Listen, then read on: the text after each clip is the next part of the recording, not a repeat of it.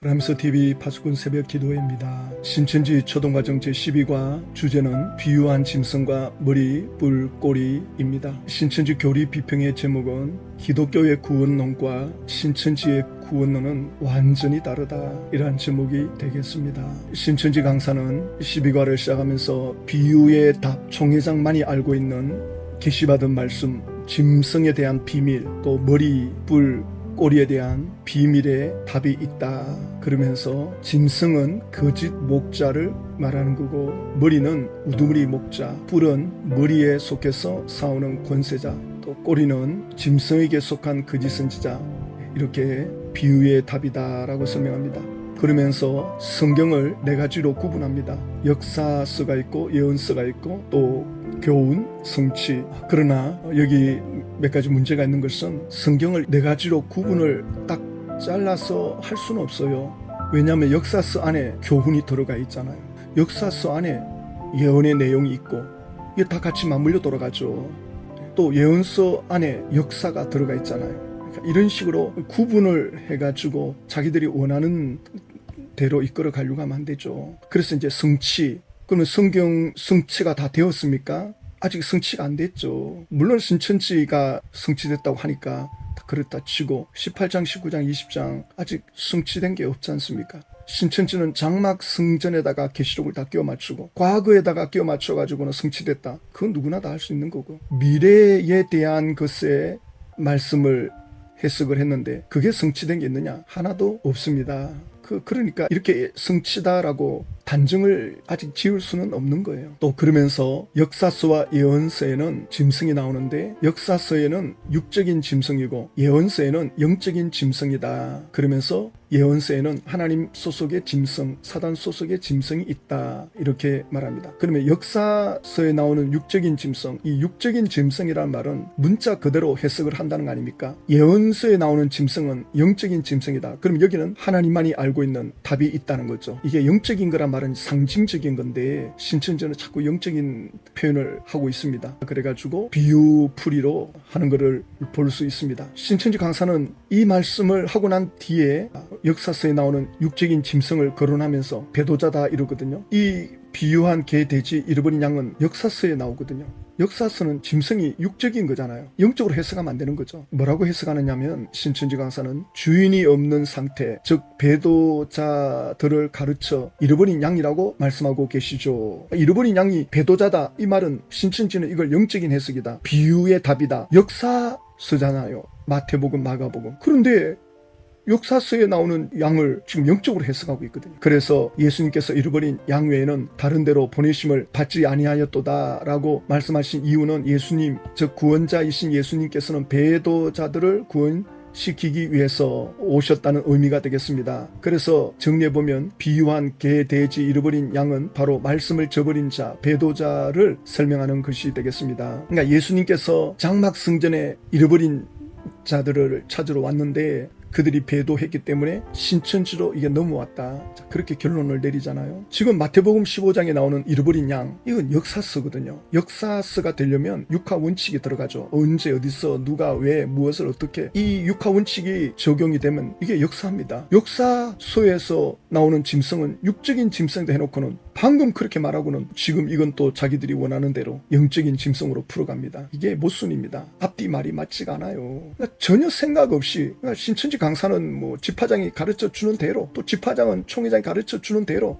총회장은 또 여러 이단의 교주들이 이미 해석해 놓은 걸 가지고 자식기를 하는 거죠. 조금만 생각해서 보면 이게 말이 맞지가 않다. 역사서의 짐승은 육적인 짐승 해놓고는 왜 영적으로 풉니까? 이런 거를 신천지 강사한테 물어봐야죠. 신천지 관계자분들은 이거 앞뒤 말이 맞지가 않다, 이거 거짓말이다. 역사서에는 육적인 짐승이라 해놓고는 왜 마태복음 15장을 잃어버린 양은 영적인 걸로 해석하느냐, 배도자로 푸느냐, 이 말이 안 맞다, 어떻게 생각하느냐, 이렇게 물어야 되지 않습니까? 강사는 그냥 배운 대로 한 것뿐이다, 이러시겠죠. 그리고 예언서에 나오는 짐승을 두 부류로 또 나누죠. 하나님 소속의 짐승, 사단 소속의 짐승. 도대체 무슨 기준으로 이렇게 나누느냐는 거죠. 그러면서 성경 구절을 끌어오는데 비유한 짐승의 답은 거짓 목자인데 여기에 대한 성경 구절을 이사야 56장 11절을 언급합니다. 이 개들은 탐욕이 심하여 족한 줄을 알지 못하는 자들이요 그들은 멀찌각한 목자들이라 다 제 길로 돌아가며 사람마다 자기 이익만 추구하며 신천지 강사가 지금 이 본문을 가지고 비유한 짐승 거짓 목자다 그러거든요. 1차적으로는 청지기 교육원에다가 적용을 시키다가 청지기 교육원은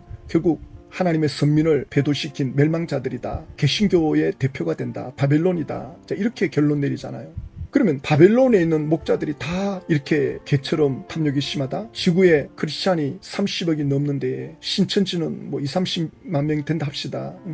우리 개신교는 죄인으로 있다가 구원받았잖아요. 또 하나님의 자녀로 구원받았지만 아직도 죄의 쓴뿌리는 남아있죠. 그걸 끊임없이 뽑아내고 성화하기 위해서 하나님 앞에 신앙생활을 하는 것 아닙니까? 그런 가운데 개신교 안에 몰지각한 그런 지도자가 있을 수도 있겠죠. 사람이 많다 보면 뭐 그런 가짜도 있을 수도 있고 또 그런 무지막지한 사람 있을 수 있어요. 근데 신천지는 개신교 전체가 다 거짓 목자인 것처럼 과연 신천지는 이렇게 말할 자격이 있습니까? 예수님께서 마태복음 7장에 내 눈 속에 들보부터 빼라. 그리고 남의 눈에 티를 뽑아라. 본인들은 어떻습니까? 본인들도 배도하고 제명시키고 쫓아내고 그리고 지파장들 중에 또 그 총회 채측근 중에 공범죄로 제명시켰으면 신고도 해야 되는데 왜 신고 못합니까? 본인들도 지금 뒤죽박죽이면서 엉망진창이면서 누구를 지금 탓합니까? 남의 가정 이혼시키기 위해서 위자료를 공금을 30억을 주잖아. 그래가지고 또 그 동거녀와 수년을 지내고 적그리스도의 특징은 두 가지입니다. 예수 그리스도에 대해서 어떻게 평가하는가? 예수님에 대해서 어떻게 말하는가? 그리고 그의 삶이 과연 윤리도덕적으로 온전한가? 이 두 가지에서 다 걸려 넘어집니다. 왜냐하면 예수 그리스도를 부정하는 그 자체가 비진리잖아요. 비진리를 쫓아가기 때문에 거기에 무슨 성화가 있고 예수님을 닮아가는 모습이 나올 수가 있겠습니까? 예수님을 대적하는데 예수님을 온전히 쫓아도 인간의 선뿌리가 들쑥날쑥 하는데 예수님을 이렇게 저버리고 무슨 그게 성령의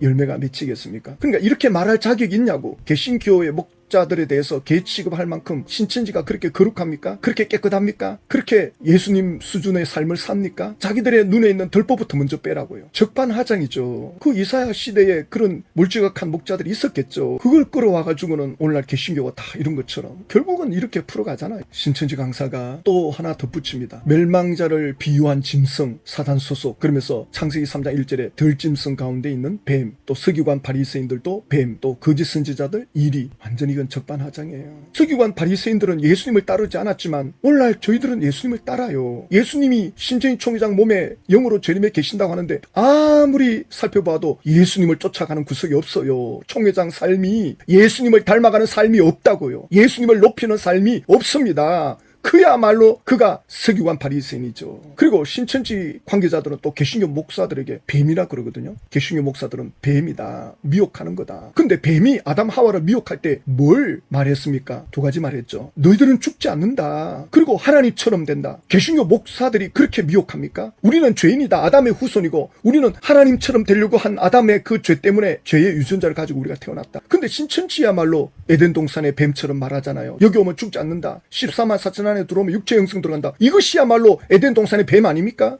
그리고 하나님처럼 된다. 14만 4천 되면 왕같은 제사장 된다. 신천지가 하는 거 보면 전부 적반하장이에요. 본인들이 하고 있으면서 남한테 덮어 씌워요. 그러면서 또 이렇게 말합니다. 비유한 짐승 거짓 목자인데 또 비유성구 계시록 13장 2절을 끌어와요. 그래서 비유한 뱀, 이리, 포범, 고음, 사자 전부 이 거짓 목자들이고 멸망자들이다. 개신교가 청지기 교육원에게 장막성전에 들어가라 요청한 적도 없어요. 오평옥 교수가 본인 스스로 장막성전에 심각한 문제가 있으니까 정화시키기 위해서 들어갔다 하잖아요. 뭔가 도움을 주려고. 법정에서 지금 진술하고 있지 않습니까? 9월달에 재판이 끝나죠. 일곱 머리가 들어가지도 않았는데 신천지는 들어갔다고 억지로 사람 이름 끌어넣었다가 지금 소송에 걸려들었잖아요. 그러면 안 돼요. 비유라는 표현을 지금 쓰는데 비유라고 하면 예수님은 비유라고 말씀하면서 그 본문에 그 내용을 다 풀어줬어요. 쉽게. 예수님은 비유라고 말하면서 쉽게 풀어줬는데 도대체 신천지 총회장은 예수님의 영이 있다면서 왜 반대로 하고 있느냐고. 예수님은 2000년 전에는 그러지 않았는데 왜 이제 와서는 또 말을 그럼 180도 바꿔서 하느냐고요. 예수님이 그 정도 수준밖에 안 됩니까? 그런데 이제 그렇게 해석하는 거 보니까 전부 다 또 내용이 다 엉망진창이고 여기 말 다르고 저기 말 다르고 앞에 말 다르고 뒤에 말 다르고 예수님은 그러지 않았다고요. 그러니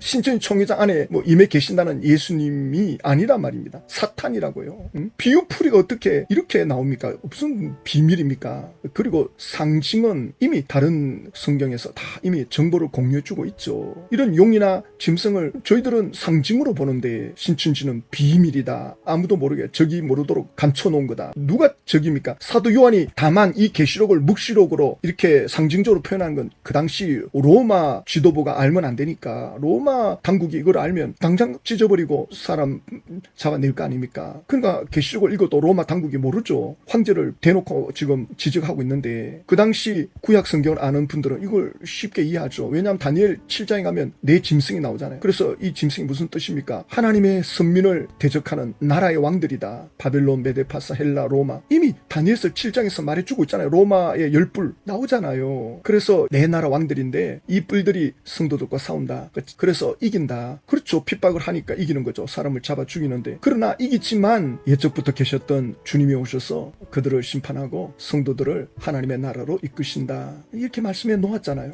그러면서 신천지 강사는 비유한 짐승은 거짓 목자인데 이게 예언 성취 순리다. 예언해 놓은 것이 성취되는 순리가 있는데 데살로니가 후서 2장 1절에서 3절 배도 멸망 구원. 그래서 신천지 교리 배도 멸망 구원이 나오는 거죠. 장막 성전에 그 유재열 씨와 7사자가 배도했다. 원래 그들이 선민인데 하나님이 그들을 택해가지고 인을 치도록 하려고 했는데 멸망자 청주의 교육원에 들어와가지고 배도했다. 말도 잘 만들어요. 이게 말이 안 되는데 이게 말이 되게끔 만들어요. 그래가지고 이제 예수님이 신천지 총회장 몸에 내려와가지고 지금 구원의 일을 하고 있다. 또 그러면서 이제 구약에도 뭐 하나님이 아브라함을 세웠는데 또 그 후손이 배도하고 모세를 세웠는데 또 배도하고 멸망자들이 일어나가지고 무너지고 또 그래서 예수님이 오시고 뭐 이런 식으로 억지로 끼워 맞춰요. 그러면서 그 배도 멸망 구원에 대한 성경 구절을 데살로니가 후서 2장을 언급하는데 데살로니가 후서 2장을 사도 바울이 기록한 목적은 예수님 재림이 곧 임박했다는 그런 가르침을 사람들이 받아가지고는 완전히 지금 신앙이 흔들리고 있다. 그래서 사도 바울이 다시 급히 재림에 관한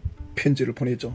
그러면서 그들이 흔들리지 말 것을, 미혹당하지 말 것을 말하고 있죠. 그래서 두려워하지 마라, 흔들리지 마라, 예수님의 재림의 날이 이르렀다고 해서 쉽게 그렇게 흔들리지 마라. 그러면서 누가 어떻게 미혹하여도 뭐라고 하든지 간에 미혹받지 마라. 왜냐하면 먼저 배교하는 일이 있다. 저 불법의 사람 멸망의 아들 사도 요한은 이걸 적그리스도라고 그러거든요. 적그리스도가 나타난다. 그러니까 누구나 다 알만한 적그리스도가 나타나서 어마어마한 배도하는 일이 일어난다. 그러면 데살로니가 전후서가 기록될 당시에는 오늘날처럼 그렇게 배도하거나 또 이렇게 사람들을 표관할 정도로 미혹하는 그 정도는 아니었습니다. 왜냐하면 핍박이 있을 당시에는 이단이 그렇게 득세하지 못해요. 우리나라도 일제강점기 때 또 6.25 때 그때는 이단들이 득세하지를 못해요. 누가 그렇게 목숨 걸고 하겠어요? 자기 욕망을 위해서 이단을 만들어내는데 누가 그렇게 하겠어요? 순교할 각오하고 나올 만한 교주가 있겠어요? 자기 욕심 채우고자 하는 건데. 그러니까 핍박이 있을 때는 이단들이 득세를 못해요. 그래도 비밀리에 숨어가지고 사람들 미혹하다가 당국에 이제 고발되면 뭐 옛날 일제시대 때도 백백교? 그것도 얼마 안 가서 일본 당국에 완전히 다 붙잡혀서 파산났죠. 그러니까